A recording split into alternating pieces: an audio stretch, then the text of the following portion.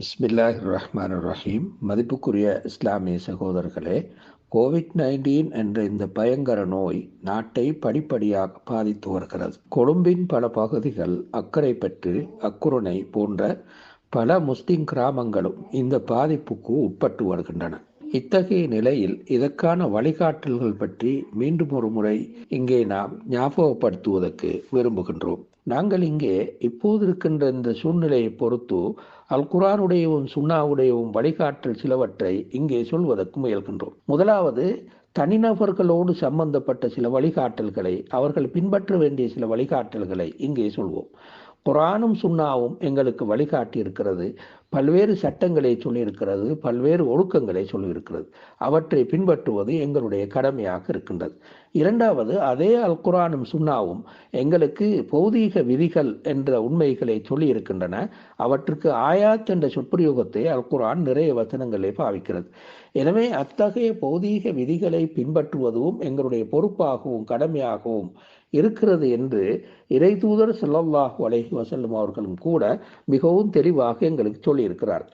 இவ்வாறு அல்லாஹ்தான் அல் குர்ஆனை எங்களுக்கு இறக்கி இருக்கிறானோ, அதே போன்றுதான் இந்த உலகத்தை படைத்து அதற்கான விதிகளை ஒழுங்குபடுத்தியதும் அதே அல்லாஹ்தான்.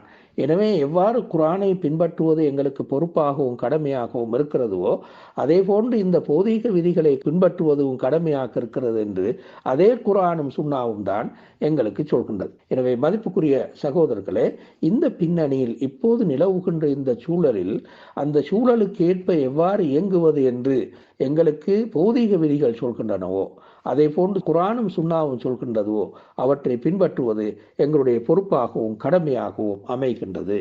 அந்த வகையில் ஸல்லல்லாஹு அலைஹி வஸல்லம் அவர்களே சில பௌதீக விதிகளை கூட மிகவும் தெளிவாக சுட்டிக்காட்டி இருக்கிறார். அல் குர்ஆனும் அதனை மிக பொதுவான உண்மைகளாக சொல்லியிருக்கின்றனர்.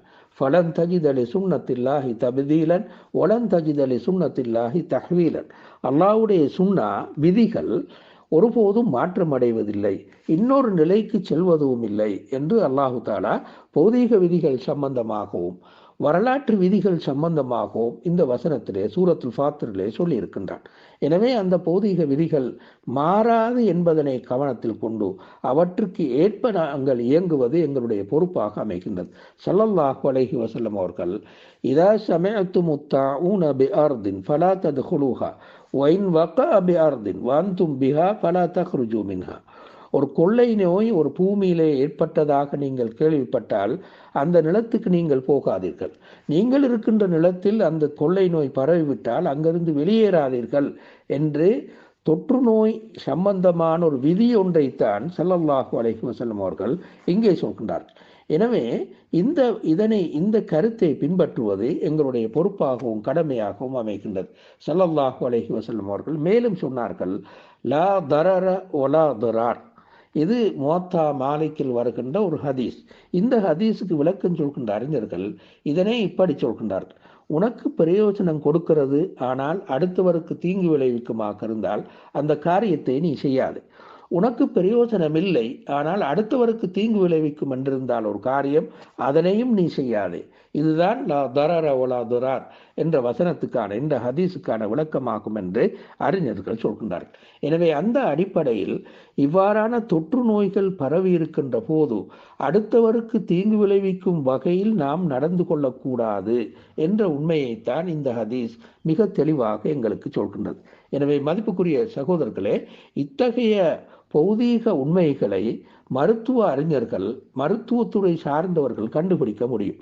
அவ்வாறு கண்டுபிடித்தால் அது உண்மையில் அந்த கண்டுபிடிப்பு அல்லாஹ்வுடைய பௌதீக உலகத்தை விளங்கி ஆராய்ந்து கண்டுபிடித்ததுதான். எனவே அந்த விதிகளை பின்பற்றுவது எங்கள் மீது கடமையாக அமைகின்றது. இது முதலாவது விஷயம். இரண்டாவது அம்சம் என்னவென்றால், இத்தகைய நோய்கள், இத்தகைய பிரச்சனைகளுக்கான ஒரு பொது உண்மையை அல் குர்ஆன் எங்களுக்கு சொல்கின்றது. குல்லு நஃப்ஸின் ذائقة الموت ونبلوكم بالشر والخير فتنة وإلينا ترجعون. ஒவ்வொரு ஆன்மாவும் கண்டிப்பாக மரணத்தை சுவைத்தே ஆகும். நாம் நல்லதன் மூலமாகவும் தீங்குகள் மூலமாகவும் உங்களை சோதிப்போம் என்று அல்லாஹு தாலா இந்த வசனத்திலே சொல்கின்றார். எனவே கண்டிப்பாக அனைவரும் மரணிப்பார்கள், இது ஒரு விதி. இரண்டாவது, அந்த மரணத்துக்கும் வாழ்வுக்கும் பிறப்புக்கும் இடையிலான காலப்பிரிவு, அந்த வாழ்க்கையின் போது நன்மைகள் கொண்டும் சோதனை இருக்கும், தீங்குகள் கொண்டும், அதாவது நோய்கள், பிரச்சனைகள், பயங்கள் இவற்றின் மூலமாகவும் சோதனை இருக்கும் என்று அல்லாஹு தாலா இந்த வசனத்திலே சொல்கின்றார். எனவே அல்லாஹ்வுடைய இந்த சோதனையை ஏற்று பொறுமையாக இருந்து அவற்றோடு எவ்வாறு நடந்து கொள்ள வேண்டுமோ அவ்வாறு நடந்து கொள்வது பொறுப்பாக அமைகின்றது என்பதனைத்தான் இந்த வசனமும் கூட எங்களுக்கு சுட்டி காட்டுகின்றது. இது தனி மனிதர்களுக்கான பொறுப்பான ஒரு செயலாக அமைகின்றது என்பதனை நாங்கள் காணுகின்றோம். இதே போன்றுதான் முஸ்லீம்கள் பொதுவான ஒரு பொறுப்புணர்வோடும் நடந்து கொள்வது அவர்களுக்கு கடமையாகின்றது. இதனையும் ஸல்லல்லாஹு அலைஹி வஸல்லம் அவர்கள் 2 ஹதீஸிலே சொன்னதனை நான் இங்கே சொல்கின்றேன். மஸலுல் காயிமி அலா ஹுதூதில்லாஹ் வல் வாக்கிஇ ஃபீஹா கமஸலி கௌமன் இஸ்தஹமு அலா ஸஃபீனத்தின். அல்லாஹ்வுடைய விதிகளை, அல்லாஹ்வுடைய வரையறைகளை பேணி நடப்பவருக்கும் அந்த வரையறைகளை பேணாது தீமைகள் செய்து நடப்பவருக்குமான உதாரணம் ஒரு கப்பலிலே ஏறிய மனிதர்களை போன்றார். அவர்களில் ஒரு சாரார் மேலே சென்றார்கள், கப்பலின் மேல் தட்டுக்கு போனார்கள். இன்னொரு சாரார் கீழ்த்தட்டுக்கு போனார்கள். கீழ்த்தட்டிலே இருந்தவர்கள் தண்ணி தேவையாக இருக்கிறது கண்டு, ஏன் நாங்கள் மேலே ஏறி செல்ல வேண்டும், கப்பலிலே ஓட்டையை போட்டால் கீழ் இருக்கின்ற தண்ணியை, கடலில் அல்லது ஆற்றில் இருக்கிற தண்ணியை நாங்கள் பெற்றுக்கொள்ளலாமே என்று யோசித்தார்கள். இந்த நேரத்தில் மேலே இருப்பவர்கள் அவர்களை தடுக்காவிட்டால் அவர்களும் அழிந்து எல்லோருக்குமே அது அழிவாக அமையும் என்று ஸல்லல்லாஹு அலைஹி வஸல்லம் அவர்கள் சொன்னார்கள். அப்பவே இந்த ஹதீஸ் எங்களுக்கு என்ன சொல்கிறது என்றால், தீமை செய்கின்ற ஒரு தனிநபர் அவருக்கு மட்டும் செய்யவில்லை, முழு சமூகத்துக்கும் செய்கிறார். முழு சமூகமும் அழிந்து போவதற்கு அவர் காரணமாக இருக்கிறார். இந்த பொது பொறுப்புணர்ச்சி இருக்க வேண்டும் என்றுதான் ஸல்லல்லாஹு அலைஹி வஸல்லம் அவர்கள் இங்கே சொல்கின்றார். நான் என்னுடைய இந்த தொற்று நோயின் போது இன்னும் ஒருவருக்கு அந்த தொற்று நோய் பரவதற்கு காரணமாக இருக்க, அப்படியே பலருக்கும் பரவினால் ஒரு சமூகத்தின் அழிவுக்கே அல்லது நிறைய பேரின் அழிவுக்கே நான் காரணமாக இருக்கிறேன். அத்தகைய பொது பொறுப்புணர்வு, அவ்வாறு நான் நடந்துவிடக் கூடாது என்ற பொது பொறுப்புணர்வு எனக்கு இருக்க வேண்டும் என்றுதான் ஸல்லல்லாஹு அலைஹி வஸல்லம் அவர்கள் இங்கே சுட்டி காட்டுகின்றார். இதனையே இன்னொரு ஹதீஸிலே ஸல்லல்லாஹு அலைஹி வஸல்லம் அவர்கள் சொன்னார்கள், அஹப்புன் நாஸி இலல்லாஹ் அன்ஃபஉஹும் லின்னாஸ். மனிதர்களிலேயே அல்லாஹ்வுக்கு மிகவும் அன்புக்குரியவர், மனிதர்களுக்கு பிரயோசனமாக இருப்பவர் தான் என்று சொன்னதாக இமாம் தபரானி, இப்னு அபி துன்யா தங்களுடைய ஹதீஸ் கிரந்தத்திலே பதிந்திருக்கிறார். மேலே சொன்ன ஹதீஸ் புகாரில் வரக்கூடிய மிகவும் ஆதாரபூர்வமான ஹதீஸ். இப்போது நான் 2வது சொன்ன ஹதீஸ், மனிதர்களிலே மிகவும் அல்லாஹ்வுக்கு விருப்பமானவன், மனிதர்களுக்கு பிரயோஜனமானவர் தான். இத்தகைய சிக்கலான சந்தர்ப்பத்தில் மனிதர்களுக்கு பிரயோஜனமாக நான் எவ்வாறு நடந்து கொள்ள முடியும், எவ்வாறு மனிதர்களுக்கு உதவ முடியும், எவ்வாறு பொருளாதார ரீதியாக கஷ்டப்படுபவர்கள், ஏனைய பல கஷ்டங்களை அனுபவிப்பவர்களுக்கு இந்த சந்தர்ப்பத்திலே நான் எவ்வாறு உதவி செய்ய முடியும் என்று பல உதவிகளையும் செய்வது அல்லாஹ்வுக்கு மிகவும் விருப்பமான செயல் என்பதனைத்தான் இந்த ஹதீஸ் எங்களுக்கு சொல்கின்றது.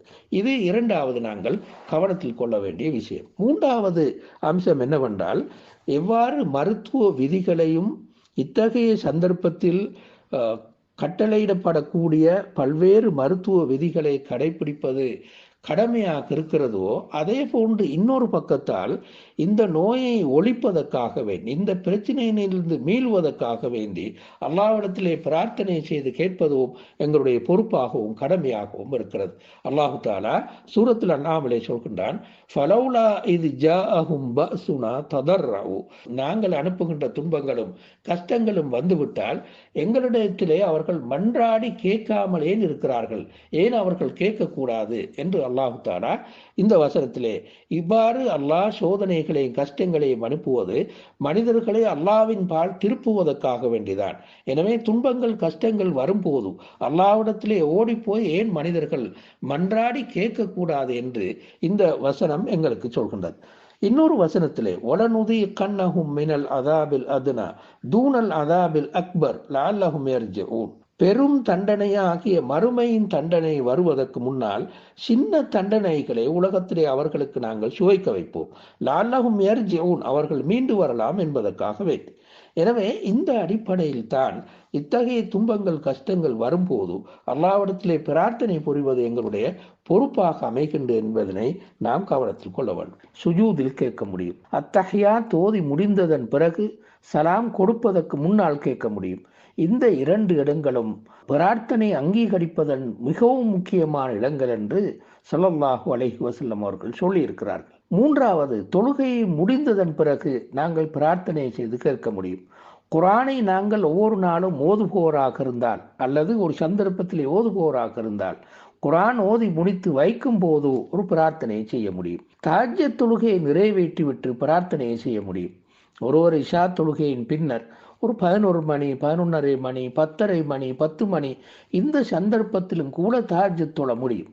எனவே சகோதரர்கள், இந்த சந்தர்ப்பத்திலாவது நடுநிசியில் எழுந்திருந்து 3 மணி 4 மணிக்கு தஹஜ்ஜத் தொழுவதுதான் மிகச்சிறந்தது என்றாலும் கூட இந்த குறிப்பிட்ட நேரத்திலாவது தஹஜ்ஜத் தொழுது பிரார்த்தனையில் ஈடுபடுவது அந்த பிரார்த்தனை அங்கீகரிக்கப்படுவதற்கு காரணமாக இருக்கும்.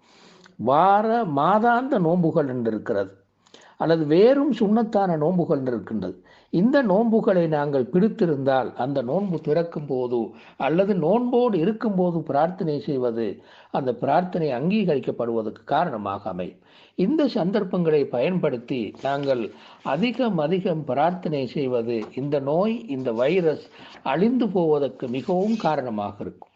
தனிப்பட்ட முறையிலும் எங்களுடைய குடும்பத்துக்காகவும் எங்களுடைய சமூகத்துக்காகவும் இந்த நாட்டுக்காகவும் இந்த நாட்டு மக்கள் அனைவருக்காகவும் இந்த பிரார்த்தனை செய்வதற்கு நாங்கள் கடமைப்படுகின்றோம். 3வது ஆக முக்கியமான இன்னொரு விஷயம் என்னவென்றால், இப்போது இத்தகைய நோயின் போது கட்டளையிடப்படுகின்ற விஷயங்கள் பல இருக்கின்றன. அவற்றில் ஒன்றுதான் ஒன்றாக கூடக்கூடாது என்பது. அது பள்ளியாக இருந்த போதிலும் கூட, ஏனைய இடங்களாக இருந்த போதிலும் கூட மக்கள் ஒன்றாக கூடுவதனை இயன்றளவு தவிர்த்து கொள்ள வேண்டும். 2 மனிதர்கள் தங்களுக்கிடையே சோசியல் டிஸ்டன்ஸ் என்று சொல்லக்கூடிய சமூக இடைவெளியை பேண வேண்டும் என்று மிகவும் வலியுறுத்தி அரசாங்கமும் மருத்துவ அறிஞர்களும் சொல்வதனை நாங்கள் காண்கின்றோம். இதற்கு என்ன ஆதாரம்? இதனை அல் குர்ஆனும் சுன்னாவும் சொல்லி இருக்கிறதுவா என்று நாங்கள் பார்த்தால் ஆம், சொல்லி இருக்கிறது. உடலையும் உயிரையும் பாதுகாத்து கொள்ள வேண்டும் என்பதனை அல் குர்ஆன் சூரத்து நஹ்லிலே மன் கஃபர பில்லாஹி மின் பாதி ஈமானிஹி இல்லா மன் உக்ரிஹ வ கல்புஹு முத்மஇன்னுன் பில் ஈமான், யார் ஈமான் கொண்டதன் பிறகு இறை நிராகரிப்பு செல்கிறாரோ அவர்தான் மிகப்பெரிய குற்றவாளி என்று சொல்ல வந்த குர்ஆன் இல்லா மன் உக்ரிஹ கல்புஹு முத்மஇன்னுன் பில் ஈமான், உள்ளத்திலே ஈமான் மிக திருப்திகரமாக மிகவும் அமைதியாக இருக்கும்போது நிர்பந்தத்தின் காரணமாக குஃபுர் வார்த்தையை சொல்ல வந்தாலும் கூட சொல்லலாம் என்று இந்த சூரத்து நஹ்ல் சொல்கிறது. எனவே ஒரு நிர்பந்த சூழலில் குஃபுருடைய வார்த்தையை கூட பாவிக்கலாம் என்று அல் குர்ஆன் இந்த வசனத்திலே சொல்கிறது என்பதனை நாங்கள் காணுகின்றோம். இந்த அடிப்படையில் தான் இது ஒரு நிர்பந்த சூழல், தவிர்க்க முடியாமல் நாங்கள் பள்ளியை பாவிக்க முடியாமல் இருக்கின்றோம். எனவே எவ்வளவு தூரம் மிகவும் கவனமாக நடந்து கொள்கின்றோமோ அவ்வளவு விரைவாக நாங்கள் பள்ளிக்கு செல்ல முடியும். கவன ஈனமாக நடந்து கொண்டால் நிறைய பேருக்கு இந்த தொற்று நோய் பரவிவிடுமாக இருந்தால் எங்கள் ஊரில் இருக்கின்ற பள்ளியை நீண்ட காலத்துக்கு பாவிக்க முடியாமல் போகும். எனவே ஒரு குறுகிய காலத்துக்கு மிக நுணுக்கமாக நாங்கள் இந்த கட்டளைகளை பின்பற்றினால் விரைவாக பள்ளிக்கு செல்வது சாத்தியமாக மாறும். 2வது, அல்லாஹு தஆலா சூரத்துல் பக்ராவிலே நோன்பு பற்றி சொல்லும் போது ஃபமன் கான மின்கும் மரீதன் அவ் அலா சஃபரின் ஃபஇத்தத்துன் மின் அய்யாமின் உகர், யார் நோயாளியாக இருக்கிறாரோ அல்லது பிரயாணத்தில் இருக்கிறாரோ அவர் இன்னும் வேறு நாட்களில் அந்த நோன்பை கலா செய்து கொள்ளட்டும், அவருக்கு நோன்பை விடுவதற்கு அனுமதி இருக்கிறது என்று அல்லாஹு தஆலா சொல்கின்றார். எனவே இவ்வாறு உடம்பை பாதுகாப்பது அவசியமானது. அதுக்கு நீங்கள் நோன்பை விட முடியும், பிற ஒரு காலத்தில் அதனை நீங்கள் கலா செய்து கொள்ள முடியும் என்று அல்லாஹு தஆலா இங்கே சொல்வதனை நாங்கள் பார்க்கின்றோம். இங்கும் நாங்கள் என்ன காணுகின்றோம் என்றால், மனித உடம்புக்கு உயிருக்கே அழிவு வரக்கூடிய ஒரு நோயைத்தான் நாங்கள் சந்தித்துக் கொண்டிருக்கிறோம். எனவே இந்த வகையில் அந்த கட்டுப்பாடுகளை பேணுவது என்பது குர்ஆனுடைய இந்த வசனங்கள் எங்களுக்கு காட்டக்கூடிய உண்மை. இதனை இமாம்கள் சட்ட விதிகளாகவே வகுத்திருக்கிறார்கள். அப்தரரு யுசால், தீங்கு நீக்கப்பட வேண்டும். அப்தரூராத் துபீஹுல் மஹ்ரூராத், நிர்பந்தமான சூழ்நிலைகள் தடை செய்யப்பட்டவையும் ஆகுமாக்கும். அல் மஷக்கத்து தஜ்லிபு தைசீர், கஷ்டம் இலகுவை எப்போதும் கொண்டு வரும் என்ற இந்த விதிகளும் கூட இந்த உண்மையைத்தான் சொல்கின்றன. இதனைத்தான் ஏற்கனவே நாங்கள் சொன்னது போன்று ஸல்லல்லாஹு அலைஹி வஸல்லம் அவர்கள் சொன்னார்கள், இதா சமஅத்தும் பிஹி பிஅர்தின் ஃபலா தக்திமு அலைஹ், நீங்கள் ஒரு நிலத்திலே அந்த கொள்ளை நோய் பரவி இருக்கிறது என்று கேள்விப்பட்டால் அங்கே சொல்லாதீர்கள். ஒய்தா வக்கா அர்தின், ஒரு பூமியிலே அது இருக்கிறது என்று கேள்விப்பட்டால், நீங்கள் இருக்கின்ற போதும் அந்த பூமியிலே அது இருக்கிறது என்று கேள்விப்பட்டால் பயந்து அதிலிருந்து நீங்கள் ஓடாதீர்கள். நீங்கள் இருக்கிற பூமியில் ஏற்பட்டால் அதிலிருந்து பயந்து வெளியேறி செல்லாதீர்கள் என்று ஸல்லல்லாஹு அலைஹி வஸல்லம் அவர்கள் சொன்னார். அப்துல்லா இப்னு அப்பாஸ் ரலியல்லாஹு அன்ஹு அவர்கள் ஒரு கடுமையான மழை உள்ள ஒரு நாளிலே தன்னுடைய முஅத்தினை பார்த்து, பாங்கு செல்கின்ற முஅத்தினை பார்த்து சொன்னார்கள், அஷ்ஹது அன்ன முஹம்மதன் ரசூலுல்லாஹ், அஷ்ஹது அன்ன முஹம்மதன் ரசூலுல்லாஹ் என்று பாங்கை நீ சொன்னால் அதற்கு பின்னால் வருகின்ற ஹய்யா அலஸ் ஸலா என்று சொல்லாமல், ஹய்யா அலஸ் ஸலா தொழுகைக்கு விரைந்து வாருங்கள் என்று சொல்லாமல், ஸல்லூ ஃபீ புயூத்திக்கும், உங்களுடைய வீடுகளிலே நீங்கள் தொழுது கொள்ளுங்கள் என்று சொல்லுங்கள் என்று இப்னு அப்பாஸ் ரலியல்லாஹு அன்ஹு அவர்கள் தங்களுடைய முஅத்தினுக்கு சொன்னார்கள். இது இப்னு அப்பாஸ் தொடர்ந்து சொன்னார்கள், இதனை ஸல்லல்லாஹு அலைஹி வஸல்லம் அவர்களுடைய வழிகாட்டிலிருந்து நான் சொல்கின்றேன் என்றும் அவர்கள் சொன்னார்கள். எனவே இந்த அடிப்படையில் தான் மேலும் ஸல்லல்லாஹு அலைஹி வஸல்லம் அவர்கள் சொன்னார்கள், அழைப்பாளர் அதாவது முஅத்தின் அழைப்பது கேட்டால் உங்களே அதனை பின்பற்றி செல்வதற்கு ஒரு நியாயமான காரணம் இல்லாவிட்டால் நீங்கள் பின்பற்றுங்கள் சொன்னார்கள். அப்போது சஹாபாக்கள் கேட்டார்கள், ஒமல் உதுர், என்ன நியாயமான காரணம்? அப்போது ஸல்லல்லாஹு அலைஹி வஸல்லம் அவர்கள் சொன்னார்கள், ஹவுஃபுன் அவ் மரத், நோய் அல்லது பயம் என்று சொன்னார்கள். எனவே நோயோ அல்லது பயமோ இருந்தால் நீங்கள் அந்த பாங்குக்கு பதில் சொல்லி பள்ளிக்கு செல்ல வேண்டிய அவசியம் இல்லை என்ற உண்மையைத்தான் இங்கே ஸல்லல்லாஹு அலைஹி வஸல்லம் அவர்கள் சொன்னார்கள். எனவே இந்த வகையில் தான் மதிப்புக்குரிய சகோதரர்களே, ஸல்லல்லாஹு அலைஹி வஸல்லம் அவருடைய வழிகாட்டல் மிகவும் தெளிவாக இருக்கிறது. அல் குர்ஆனுடைய வழிகாட்டலும் மிகவும் தெளிவாக இருக்கிறது. எனவே இந்த அடிப்படையில் மருத்துவ அறிஞர்கள் சொல்லக்கூடிய, அரசு சொல்லக்கூடிய இந்த விதிகளை பின்பற்றுவது என்பது அரசு சொல்வதற்காக என்பது மாத்திரமல்ல, மருத்துவ அறிஞர்கள் சொல்கிறார்கள் என்பதற்கு மாத்திரமல்ல, இது குர்ஆனுடைய வழிகாட்டல், ஸல்லல்லாஹு அலைஹி வஸல்லம் அவருடைய வழிகாட்டல் என்பதனை இதிலிருந்து நாங்கள் புரிந்து கொள்கிறோம். எனவே எவ்வளவு விரைவாக நாங்கள் பள்ளிக்கு செல்ல முடியும் என்றால், எவ்வளவு தூரம் நுணுக்கமாக இந்த மருத்துவ விதிகளை பின்பற்றுகின்றோமோ அந்த அளவு விரைவாக நாங்கள் பள்ளிக்கு செல்ல முடியும். அப்படி இல்லாவிட்டால் உயிராபத்து இருக்கிறது, மனிதர்களுடைய உடம்பு மிக கடுமையாக பாதிக்கக்கூடிய சூழ்நிலை இருக்கிறது. எனவே அதனை பொருட்படுத்தாமல் நாங்கள் நடந்து கொண்டால் அடுத்த மனிதரை இறந்து போவதற்கு காரணமாக இருப்பதாகத்தான் அது நிச்சயமாக அமையும். அது ஒரு மிக பாரிய குற்றம் என்பதில் எந்த விதமான சந்தேகமும் இல்லை. இன்னொரு மனிதனுடைய மரணத்துக்கு நான் காரணமாக இருக்கிறது மிக பாரிய குற்றம் என்பதில் எந்த விதமான சந்தேகமும் இல்லை. எனவே இந்த விதிகளை பேணி நடந்து கொள்வதனை நாங்கள் எங்களுடைய பொறுப்பாகவும் கடமையாகவும் காண வேண்டும். அல்லாஹு தஆலா எங்கள் அனைவருக்கும் உதவி செய்வானாக, இந்த நோயிலிருந்து எங்களை காப்பாற்றுவானாக என்று கேட்டு முடிப்போம். வாஹிர் தவானா அல்ஹம்துலில்லாஹி ரப்பில் ஆலமீன்.